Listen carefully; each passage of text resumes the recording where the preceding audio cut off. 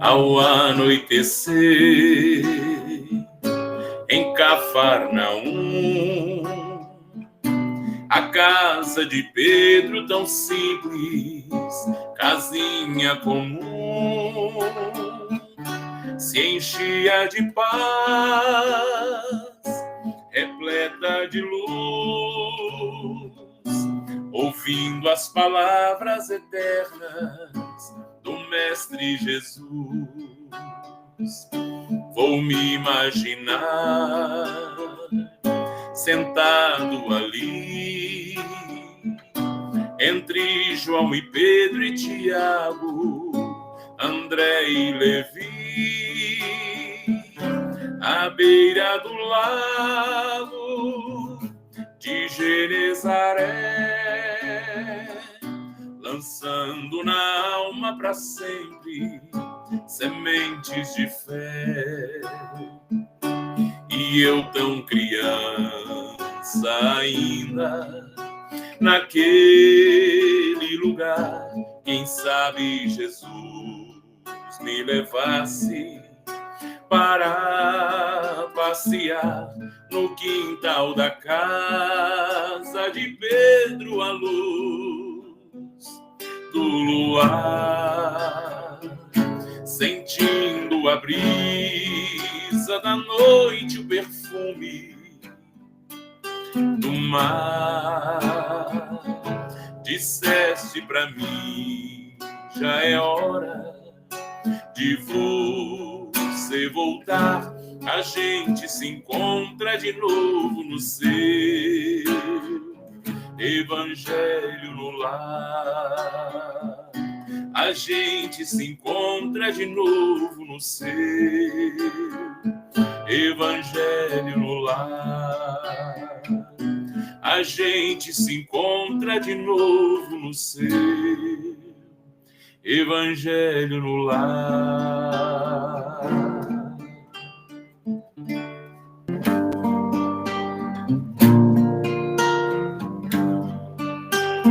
Pai, eu quero te amar, tocar em teu coração, me derramar aos teus pés.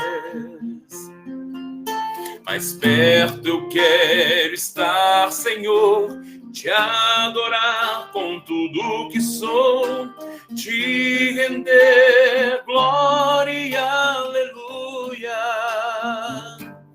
aleluia, aleluia, aleluia, aleluia.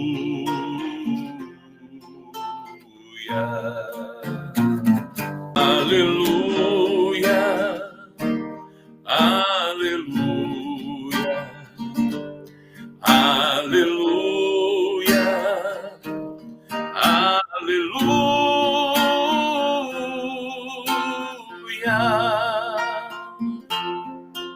Senhor, eu preciso do teu olhar, ouvir as batidas do teu coração, me esconder nos teus braços, ó Pai. Toda minha alma deseja a ti, e junto com os anjos cantarei. Tu és santo, exaltado, aleluia, aleluia, aleluia,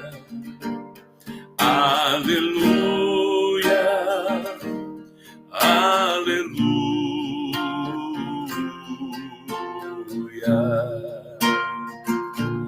Aleluia,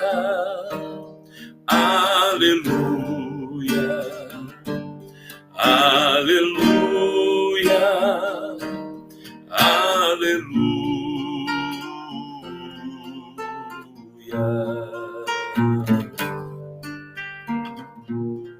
Sejam todos bem-vindos a mais uma reunião pública direto das nossas casas, né? Começando a nossa reunião de hoje, agradecendo o nosso amigo Fernando, com essas melodias maravilhosas e principalmente essa, quanta luz, né? Gratidão, Fernando, muito obrigada por estar aqui conosco. Bom, pessoal, meu nome é Joana Dark, estou na condução do trabalho hoje. Então, mais uma vez, agradecer o Fernando, ele que está na nossa alegria cristã hoje. A leitura do Evangelho está a nossa amiga, nossa companheira Rosa. Ela vai estar lendo o capítulo 24, Não Coloqueis a Lâmpada Debaixo do Alqueire. Para a prece inicial, a nossa companheira, nossa colega de trabalho aqui, nossa amiga Ana Maria.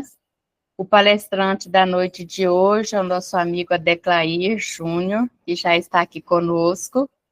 E o tema, os sãos não precisam de médicos, né?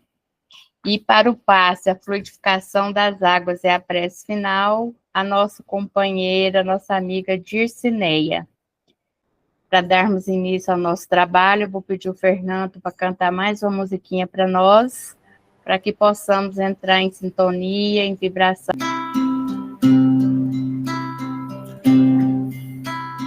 Ave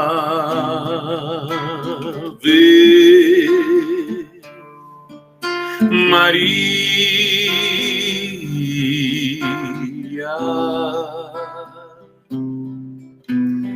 Mãe abençoada, Virgem Imaculada,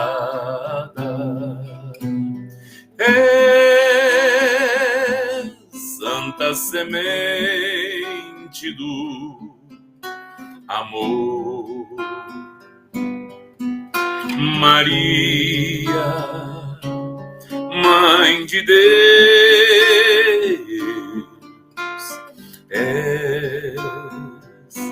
cheia de graça, santo é o fruto do teu ventre, Jesus. Ave Maria, Ave Maria, Maria, que concebeu amor em Cristo nosso Senhor, Madre generosa, rogai por nós, os pecadores, Mãe querida. Amém.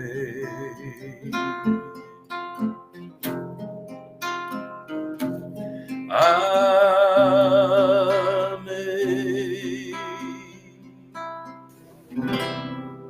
Paz e luz a todos. Do capítulo 24, Não Coloqueis a Candeia sobre o Alqueires, o item 11, os sãos não têm necessidade de médico.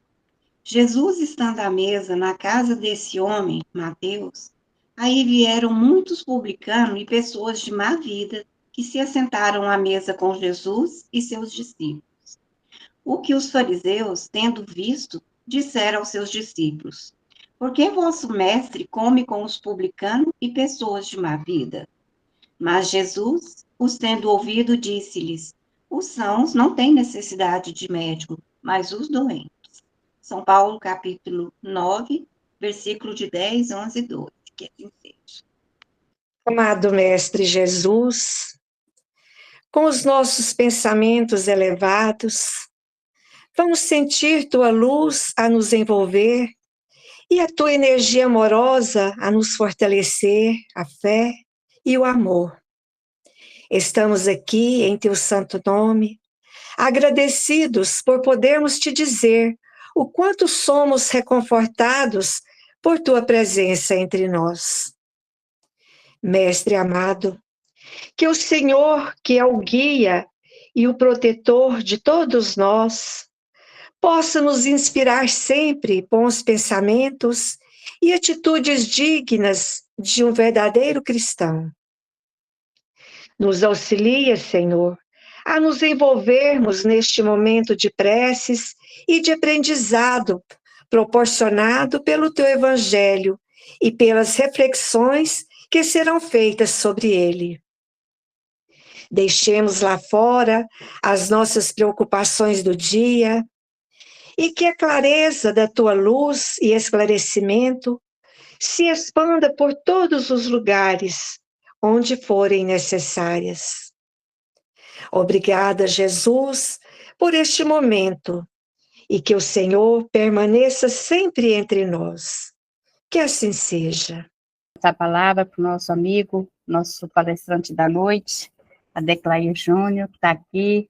Seja bem-vindo, meu irmão. É um prazer, mais uma vez, tê-lo aqui conosco. É uma grande alegria estar aqui. Eu considero a reunião pública um local muito importante, pois aqui nós tomamos uma vacina espiritual. A criatura humana, quando se evangeliza, ela adquire imunidade contra as imperfeições que carregava até alguns momentos antes. Frequentemente, eu costumo dizer para as pessoas que às vezes erramos por ignorância, e esse erro é bem mais perdoável, nos gera um karma, um peso espiritual bem menor do que quando nós erramos com a intenção deliberada de prejudicar alguém. Quando há intenção de prejudicar alguém, aí sim, nós estamos em pleno domínio do orgulho, do egoísmo, de outras imperfeições morais mais graves do que meramente a ignorância. Então, aqui é muito importante, porque ao conhecer o Evangelho de nosso Senhor Jesus Cristo melhor, nós temos uma informação prévia de como agir no momento de dificuldade. Percebem? Eu não preciso mais imaginar como eu devo agir. Não, eu passo a ter um parâmetro de como agir em situações de dificuldade, em situações que desafiem a minha capacidade espiritual, de amar, de perdoar, de tolerar. Então, nós passamos a ter esse roteiro seguro. E essa leitura de hoje, o assunto da nossa conversa, é muito interessante. Quando nós lemos o título, né? Não coloqueis a candeia sobre o alqueire. O que é uma candeia? A candeia é algo parecido com uma lamparina ou um lampião. É uma fonte de luz. Uma fonte que ilumina a seu redor. Veja bem, então, o que está sendo dito? Não ofusque a sua própria luz, para que nós não nos impeçamos a nós mesmos de oferecer alguma contribuição em favor daqueles que estão à nossa volta. E o que é importante a gente refletir sobre esse início?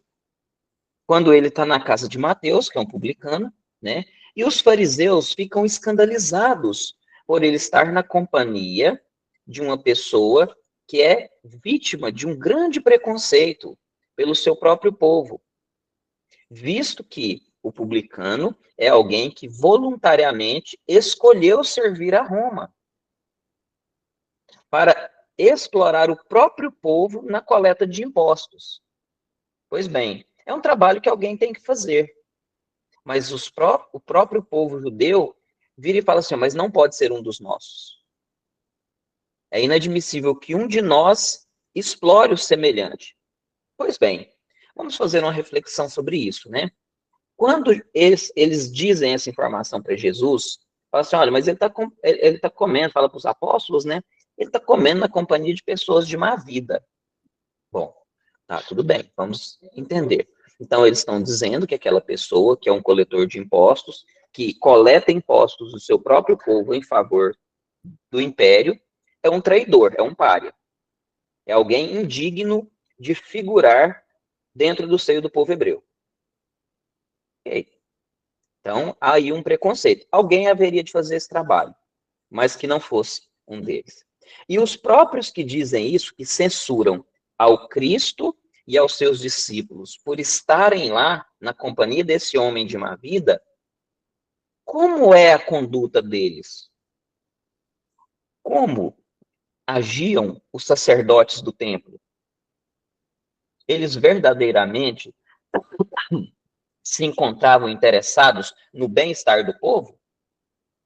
Ou será que fica claro para nós, à medida que nós vamos estudando as obras que falam desse cristianismo primitivo, do momento da chegada de Jesus, da situação socioeconômica da época, nós percebemos que eles talvez eram os exploradores mais vorazes do próprio povo, que viviam do suor e sangue do povo, que deviam servir e proteger. E o que gerava isso? Uma inversão de valores que Jesus veio corrigir. Com Jesus, é assim, ó.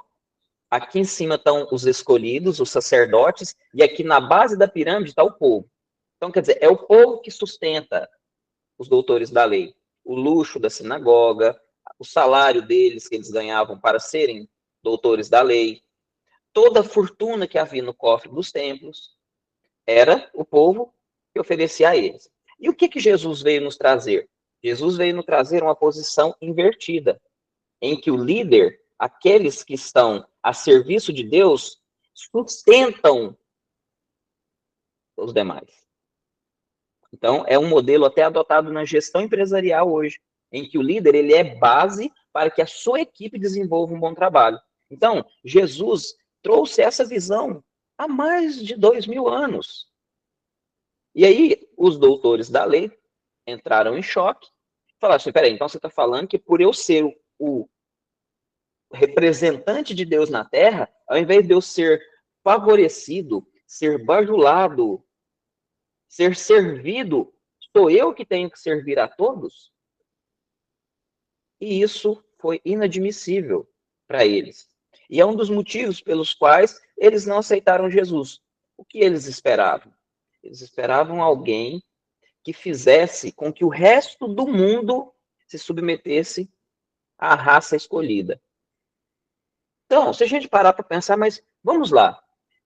Jesus nasceu no seio do povo judeu, dentro do povo hebreu, porque ele era o único povo monoteísta. Mas sendo o único povo monoteísta, tendo conhecimento do Deus único, tendo conhecimento das escrituras sagradas, dos profetas, que uso eles faziam disso? Que interpretação eles faziam disso? Eles estavam imbuídos realmente de amparar o povo, de consolar, de confortar essas pessoas, ou de explorá-las? Pois bem, e ainda assim se sentiam no direito de criticar Jesus. Ok, a gente entende. Então, quando Cristo trouxe essa ideia, eles não aceitaram. E quando a gente para refletir sobre o motivo desse preconceito e dessa cegueira espiritual, e a gente acaba inevitavelmente esbarrando naquela outra lição do Evangelho, que é o argueiro e a trave no olho, que muitas vezes nós olhamos um pequeno defeito no nosso irmão e não percebemos uma grande imperfeição em nós, a gente não identifica essa mesma situação lá. E Maria e Jesus, quando falavam para as pessoas, diziam isso. Diziam da importância de servir as pessoas, de consolar, de confortar. Só que eles as pessoas que dirigiam realmente não estavam muito interessadas. Então, o que ditava? Quem eram os verdadeiros guias desses representantes? O orgulho e o egoísmo. Então, o povo hebreu, sendo o povo escolhido, o que ele pensou? Eu sou melhor do que todo mundo.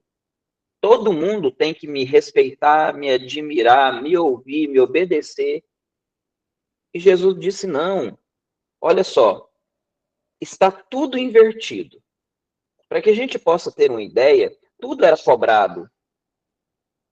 No Evangelho nós temos, olha, era cobrado para quando alguém morria, né, quando alguém desencarnava, era cobrado para que as pessoas fossem lá fazer um culto, para ficar lá chorando, para fazer aquela leitura dos pergaminhos sagrados, dos ensinamentos de Moisés. Era cobrado, a pessoa tinha que pagar uma taxa.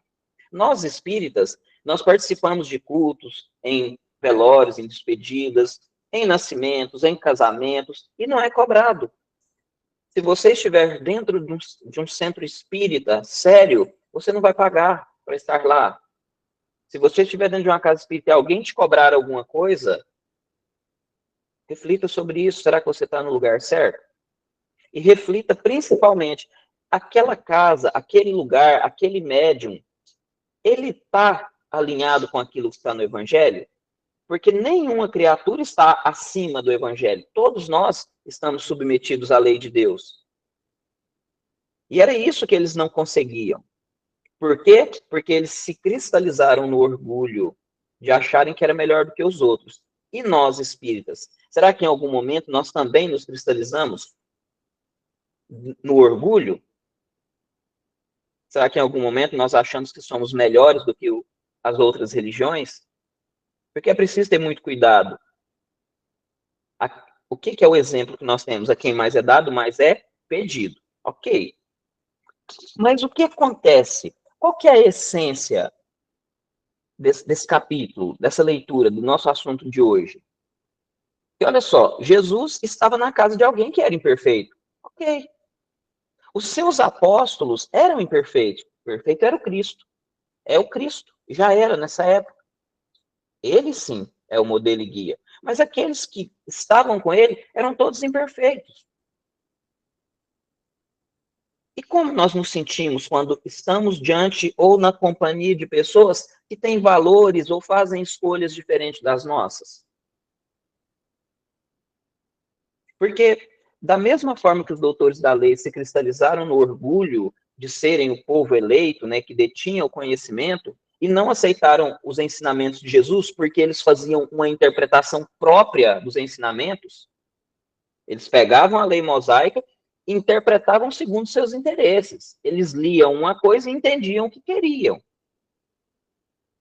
Ok, havia ali essa predominância do orgulho. Agora, o nosso tema de hoje não é falar sobre isso. O nosso tema de hoje é falar principalmente para que brilhe a nossa luz. E aí a gente entra no outro aspecto dessa situação, que é o quê? As pessoas que não se julgam boas o suficiente para ajudar alguém. Muitas pessoas pensam que para ser médium, você precisa ser um super-humano, que todo médium é um Chico Xavier, é um Divaldo. Quando, na verdade, não é essa a situação. Todos nós temos algo a oferecer. No próprio Evangelho diz, não há ninguém tão rico, tão abençoado, que nunca precise de nada. Tampouco há alguém que seja tão pobre, tão limitado, que não tenha nada a oferecer. A própria oportunidade que se oferece ao se pedir auxílio é algo que você está oferecendo a outra pessoa enquanto você precisa de algo. Se eu chego na casa de alguém, para alguém lá no Segal, e falo assim, nossa, estou precisando de fazer um culto na minha casa. Naquele momento eu estou expondo uma necessidade minha, eu busco algo. Entretanto, aqueles irmãos trabalhadores que vão até o meu lar, eles também estão recebendo uma oportunidade de serem úteis. Aí talvez a pessoa possa se falar assim, meu Deus, mas eu tenho tantas imperfeições, eu ainda sou tão... às vezes tem momentos que eu sou impulsivo, que eu sou nervoso, que eu sou intolerante, eu julgo as pessoas. Mas você tem um desejo sincero de fazer algo bom com um pouquinho de progresso que você já realizou? Porque é isso que ele está falando para nós. Para que, mesmo com o pouquinho que a gente faça, que a gente tenha, a gente faça algo bom para alguém. Nem todo trabalhador espírita é palestrante, é diretor do centro. Aquela pessoa que vai lá e abre o portão para que você entre, que coloque a aguinha fluidificada para você beber depois que você sai da reunião, do passe, aquela pessoa que está rezando, fazendo a prece lá enquanto você recebe seu passe, aquele que abriu o centro, aquele que fecha quando todos vão embora, a pessoa que lava o banheiro, será que existe alguém verdadeiramente mais importante? Não é o exemplo que nós temos dentro do nosso lar? Quando o próprio governador do nosso lar diz para André Luiz que todos são importantes. Então, nós precisamos desenvolver essa consciência, porque mediunidade, ela não implica obrigatoriamente qualidade moral. Por isso que nós temos irmãos que a gente vê aí nas redes sociais, na rua, que fazem leitura disso, fazem previsões daquilo, que faz trabalho, faz amarração com o amor, são médiuns, que são assistidos por espíritos desencarnados, mas espíritos desencarnados que ainda vivem na faixa da ignorância, porque estão interessados em algum retorno material. Da mesma forma que a gente pega lá nos fariseus, por que eles combateram Jesus? Porque eles não queriam perder sua condição de domínio sobre o povo, não queria perder a vida boa que tinha. Então, quando você vê algum suposto trabalhador de Deus, trabalhador de Jesus, vivendo no luxo, a gente não acha aquilo um pouco estranho? Porque o próprio Cristo, não vão pelas minhas palavras, reflitam como era a vida do Cristo, como foi que ele chegou a esse mundo. Ele nasceu numa manjedoura, numa cocheira. Na mais absoluta simplicidade, Maria estava recostada num monte de feno, sobre uma cama de capim que José improvisara para ela, porque a cidade estava lotada, e o próprio nascimento do Cristo precisava se dar afastado das aglomerações para que houvesse a combinação fluídica e magnética necessária para que corresse tudo bem.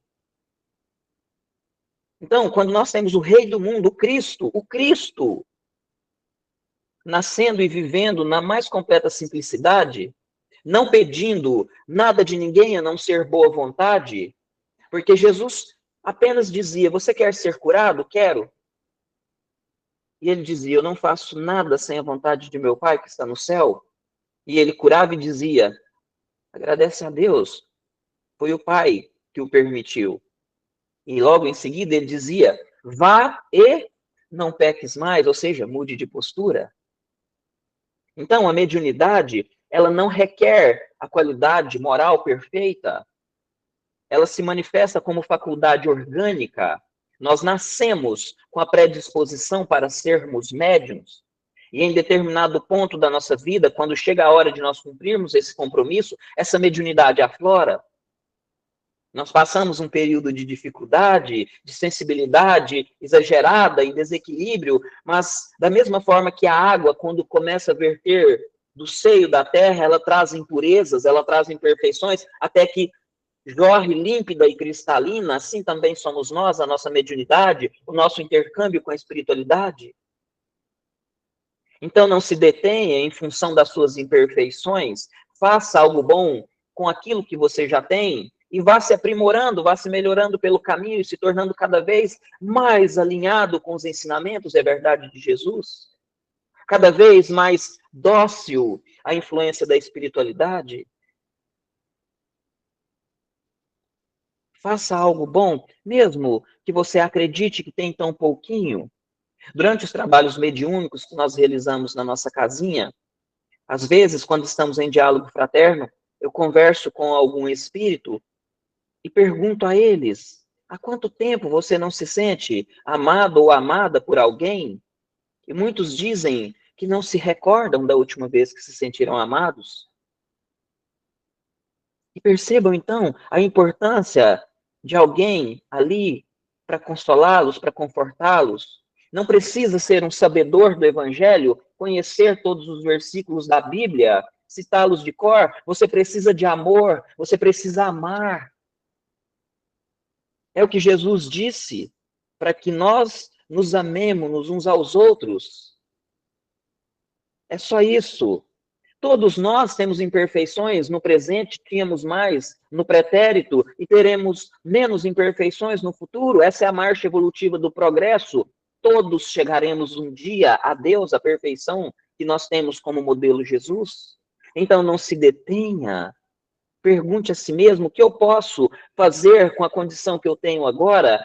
Eu não passo de um vagalume, daquele que está quase apagando, mas a minha luz ainda pode clarear o caminho de quem vem na mais completa treva. Muitas vezes as pessoas não precisam só do pão, da cesta básica, da verdura. Ela precisa de alguém que olhe em seus olhos e diga, oi, eu estou aqui, eu vim te ver, vim saber como você está. Quantas pessoas jazem, né, em cima das camas, doentes, sem condições de se locomover, e desejam tão profundamente receber uma visita, se sentirem importantes, lembradas. Quanto vale para alguém que está na solidão receber um oi? Jesus diz que quando a gente veste alguém que está nu, visita alguém que está preso ou está enfermo, alimenta alguém que está faminto, consola alguém que está no desespero, é a Ele próprio que estamos consolando.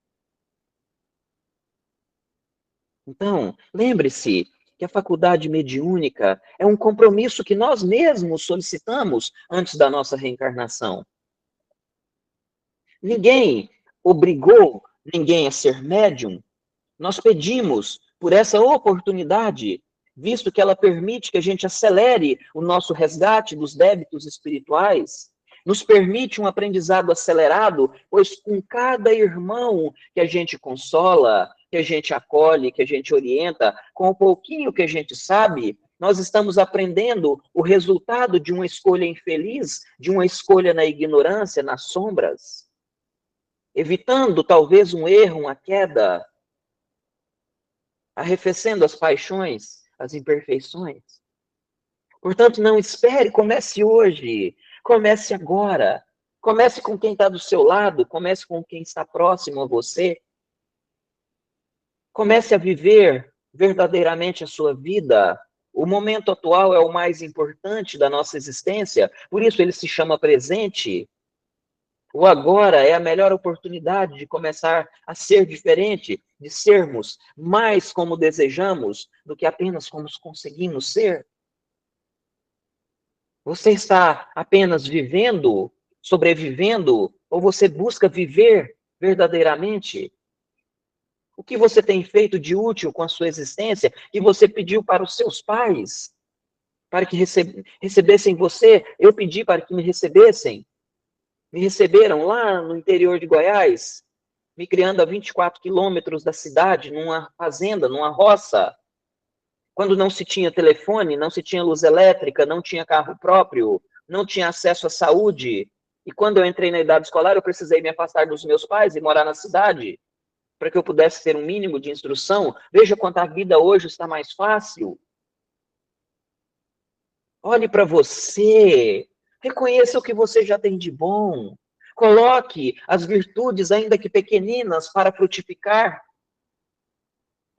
em seu favor, para frutificar em favor do seu semelhante. Você não se julga bom o suficiente para fazer o bem para alguém que está à sua volta? Olha, a gente já tem que encerrar, né? Já tem a nossa hora até 20 horas, não é isso? Olha só, gente. Todos nós, olhem para mim, olhem aqui para mim. Vocês acham que eu sou perfeito? Vocês acham que eu mesmo consigo viver integralmente tudo que eu estou falando aqui? Não, tem momentos que eu ainda vacilo, tem momentos que eu ainda fraquejo. Mas eu digo para vocês, eu me esforço com a minha máxima vontade para fazer o melhor que eu posso, para fazer valer a pena o esforço dos meus pais, para fazer valer o esforço do meu anjo da guarda, que fica do meu lado, vendo as besteiras que eu penso, que eu falo, que eu faço, ainda me tolera e me encoraja a fazer o bem. Então, não se impeça de amar, não se impeça de servir. Se ligue, se conecte pelo coração de verdade a quem está à sua volta. Permita-se amar e ser amados. Lembrem-se, somos apenas filhos e filhas de Deus. É tudo que nós somos, só isso. Todo o resto é passageiro, todo o resto é transitório. A condição de marido, de esposa, de pai, de filho, de irmão, tudo isso passa, mas o amor fraterno, esse é eterno.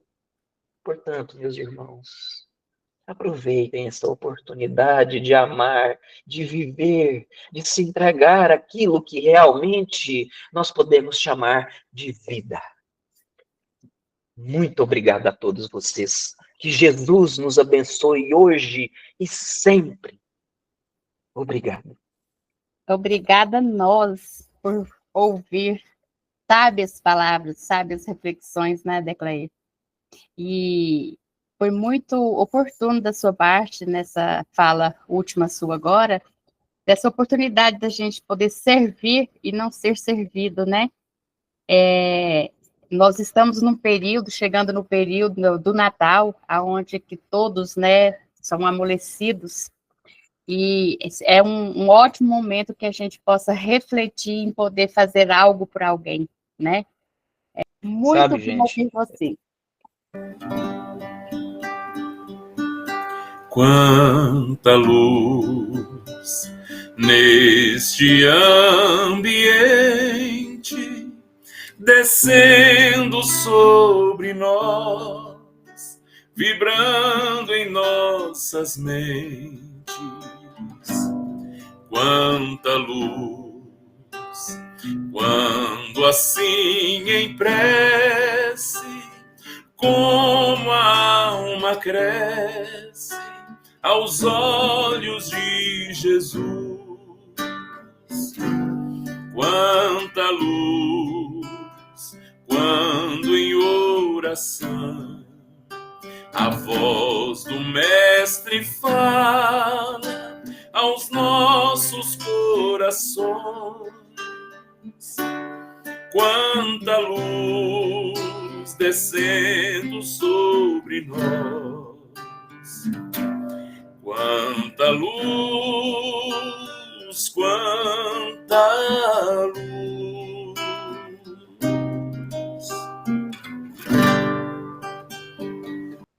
Vamos fechar nossos olhos, respirar profundamente, procurando serenar a mente, o coração.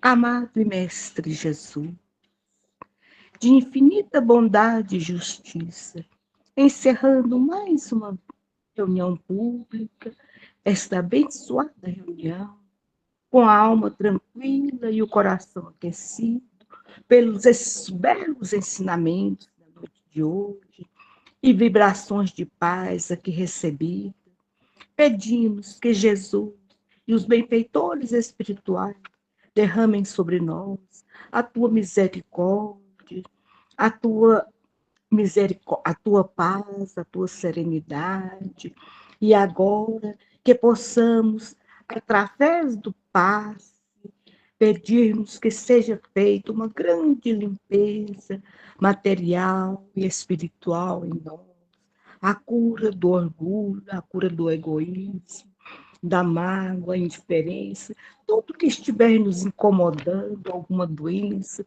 o que quer que seja, que nesse instante sentimos que está sendo tudo retirado de nós, através do nosso Mestre Jesus e os trabalhadores desta nossa casa bendita, que a tua luz possa iluminar e penetrar em cada célula, em cada pensamento, restaurando a saúde do nosso organismo, trazendo a paz e a serenidade, e que possamos receber uma chuva de bons fluidos, de esperança, de cura, de amor. Que esses fluidos nos fortaleçam para a nossa caminhada evolutiva. E agora pedimos que os espíritos amigos, sob a tua permissão, Mestre Jesus, magnetizem e coloquem o bálsamo curador em cada gota de nossas águas, transformando-as em remédio divino para o corpo e o espírito, para todos aqueles que dela fizer uso, se sinta curado de todos os males. Senhor Jesus, te agradecemos a oportunidade de estarmos juntos, tentando aprender e evoluir com os teus ensinamentos. Envolva-nos, Senhor, com teu manto sagrado de amor, nos protegendo e abençoando, hoje e sempre. Que assim seja.